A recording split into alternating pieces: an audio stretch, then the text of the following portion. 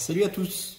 J'aimerais faire un rappel avec vous sur l'aire et comment calculer l'aire des trois quadrilatères que nous avons découverts, donc le carré, le rectangle et le parallélogramme. Tout d'abord, un petit rappel sur l'aire. On a vu que l'aire était accompagnée du périmètre. En fait, le périmètre, c'est le contour de la forme, tandis que l'aire, c'est la surface à l'intérieur de la forme. Pourquoi est-ce que je dis que le périmètre est intimement lié avec l'aire? Mais justement, c'est parce que l'aire, c'est la surface délimitée par le périmètre. Inversement, le périmètre, c'est la limite d'une surface. Nous allons nous intéresser à la surface.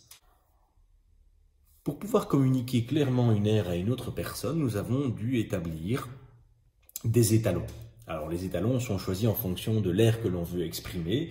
Si nous parlons d'aire représentée sur une feuille blanche ou dans le cadre d'un travail scolaire, nous allons plutôt utiliser le millimètre carré ou le centimètre carré. Si nous voulons exprimer des surfaces plus grandes, telles que la classe ou la cour, nous allons utiliser le mètre carré.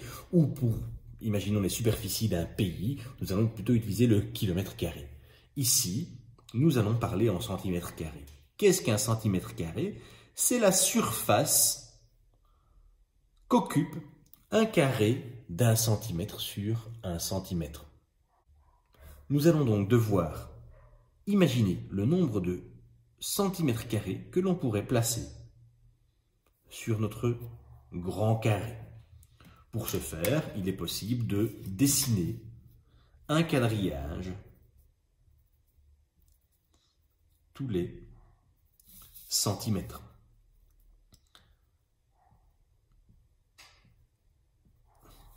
Une autre possibilité est de couper sur une feuille quadrillée le quadrillage voulu. Et là, on se rend très vite compte que l'on peut y placer 6 lignes de 6 cm² ou 6 colonnes de 6 cm², ce qui fait 36 cm². Pour notre rectangle, on peut, de la même manière, venir également y coller une bandelette de 36 cm², donc 9 colonnes de 4 ou 4 lignes de 9 cm². Ces deux formes ont la main mère, mais elles sont différentes. Pourtant, si je viens découper celle-ci de cette manière, hop,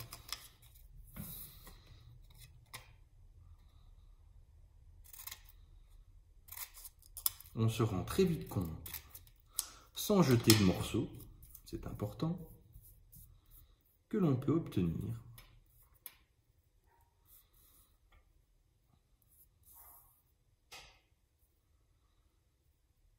hop, le même carré. Maintenant, comment calculer l'aire de ces deux quadrilatères sans dessiner le quadrillage ou sans même le découper? Eh bien, en réfléchissant.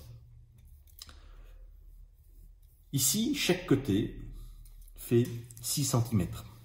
Cela veut dire que sur un côté, on pourrait y dessiner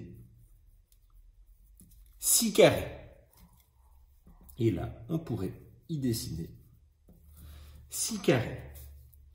Cela veut dire que j'aurai 6 lignes de 6 carrés ou 6 colonnes de 6 carrés. Je vais donc faire comme calcul 1 cm² que je peux mettre 6 fois dans un côté et 6 fois dans l'autre, ce qui nous donne 36 cm².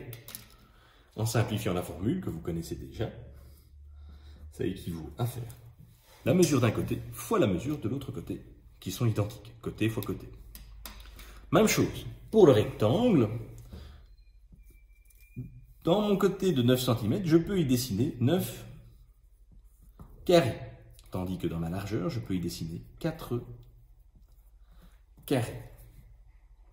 En fin de compte, je peux placer 9 colonnes de 4 carrés ou 4 colonnes de 9 carrés, ce qui me donnera comme calcul 1 cm carré fois 9 fois 4, ce qui fait 36 cm carrés.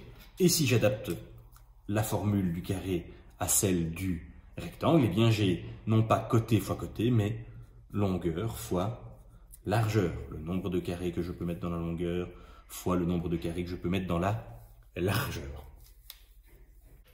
Alors, pour calculer l'aire du parallélogramme, ça va vite poser problème avec mes centimètres carrés, car je ne peux pas les dessiner, car j'aurai directement des morceaux de petits carrés, et c'est là que le problème se pose.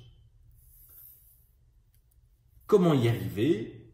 Rappelez-vous, nous devions transformer notre parallélogramme en une forme connue, donc soit en un carré ou en un rectangle. Le parallélogramme que je vous propose ici, qui mesure 10 cm de base et 3 cm de hauteur, sera transformé en un rectangle. Alors, comment faire notre rectangle? Eh bien, en traçant une hauteur. Notre parallélogramme possède une infinité de hauteurs. On peut la tracer ici, on peut la tracer en plein milieu, on peut la tracer même à l'extérieur du parallélogramme, à condition que la hauteur soit bien perpendiculaire aux deux bases. Pour mon explication, je vais tracer ma hauteur à cet endroit-ci, donc vraiment vis-à-vis, en face du sommet, opposé à la base. On essaye de se représenter le parallélogramme que l'on va découper. Ce morceau-ci va être découpé et on va venir le placer de l'autre côté. Donc celui-ci va disparaître et il va se retrouver à cet endroit-ci,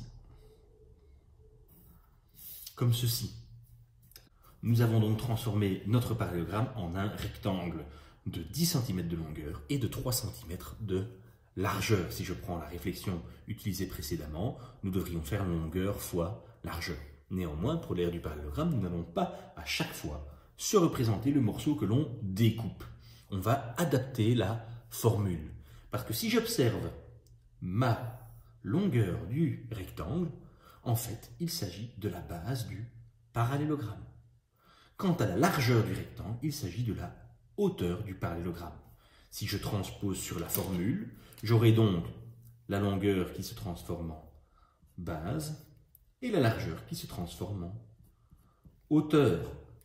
Pour calculer l'aire du parallélogramme, je peux donc imaginer que sur ma base, je peux y placer 10 carrés et sur ma hauteur, je peux y placer 3 carrés. J'obtiendrai donc 1 cm carré fois 10 fois 3, ce qui fera 30 cm carrés.